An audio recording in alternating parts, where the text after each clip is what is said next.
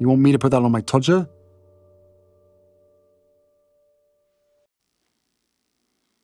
Harry's wife. $100,000 word salad. Welcome to the world of Harry's wife's delusion. There have been many notable public speakers throughout history, and there remain notable public speakers today. Take, for example, JFK. His speeches were crafted with the right words and phrases that stuck with the audience and listeners. He used his addresses to motivate and influence people to win elections, make changes and inspire the country throughout his career. He had an excellent use of tone that emphasized the message that he wished to convey. There was effective repetition of the main message throughout his speech. And he conveyed authenticity in the content that he conveyed. One of his most famous lines, of course, was, "My fellow Americans, ask not what your country can do for you, ask what you can do for your country." There's Martin Luther King Jr., who his speeches, especially the I Have a Dream speech, are still considered some of the most motivating and etching lessons of time. He effectively communicated with a shared vision with the listeners. He brought clarity, authenticity, and consistency with regard to the goals and ideas that he stood for. Some of his famous speeches include I Have a Dream from August 28, 1963, Our God is Marching On from March the 25th, 1965, and the Montgomery bus boycott. He stated, I have a dream that my 4 little children will one day live in a nation where they will not be judged by the color of their skin, but by the content of their character. Winston Churchill, the British statesman, prime minister and leader who commanded over the United Kingdom and led the country towards victory in World War II. He often spoke for the audience as against them. His speeches highlighted the we aspect he used as opposed to you. He made people understand that he was not only their representative, but he was also with them in the journey.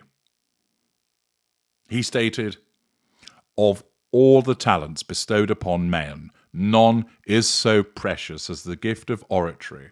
He who enjoys it wields a power more durable than that of a great king. He used the qualities of repetition and modulation, often subtly conveying the main theme points via his speech at various intervals. There was Nelson Mandela. He, of course, was a revolutionary political leader and his country's first black president. He spoke to diverse segments of the population. He was a motivated and dedicated leader whose speeches often followed lines of inspiration. His core message for 30 years remained the same as he shared his vision. He spoke with the audience, conveying the message of being there. He explained, I have been influenced in my thinking by both East and West. All this has led me to feel that in my search for a political formula, I should be absolutely impartial and objective. I should tie myself to no particular system of society other than that of socialism. I must leave myself free to borrow the best from West and from the East. Although, of course, he was involved in many atrocities, you would still have to recognize the power of oratory that Adolf Hitler utilized. He influenced people through persuasive speeches and assured them that he understood and cared deeply for the German people's plight. He delivered around 5,000 speeches, where it often was him providing advice in terms of the uncertainty that prevailed at the time. He focused on powerful voice modulation and body language, such as gestures, because he felt that they conveyed half of the message that he wished to put across orally. He used rhetoric devices in his speeches comparing German people's honesty and virtue to bravery and idealness, which motivated the audience. Other speakers would include Mahatma Gandhi, Margaret Thatcher, Franklin Roosevelt, Barack Obama, Tony Robbins is a motivating speaker. Many individuals throughout history and currently who will be viewed as effective public speakers and who either did, or could have charged significant sums of money. When people go to listen to somebody, they want to be inspired. They want to hear the message that that person has to offer. In some instances, they also want to be entertained. And there are many people who make a living as after-dinner speakers, as public speakers, where they're hired to tell some jokes, to relay some anecdotes from their experiences. And thus, the audience feels, I've learned something new about the subject or about the person that they are listening to, that they have learned something that's entertaining, worthwhile, that they found the half an hour or 45 minutes of the speech that they listened to gave them something. In other instances, they go to a rally or a gathering where they take a message which gives them hope, that gives them inspiration. And such individuals, through dint of their public speaking ability, charisma, and sheer entertainment, can command significant fees. Well, talking of significant fees, Harry's wife likes to convey that she is available for a significant fee. She has a place on Speaker Booking Agency. Its details tell us that she's called Harry's wife, Duchess of Sussex. So straight away, she's monetizing the title that was granted from an organisation that she has repeatedly smeared and backed away from. It then states that she's a member of the British royal family and that her fee range is $100,000 or more.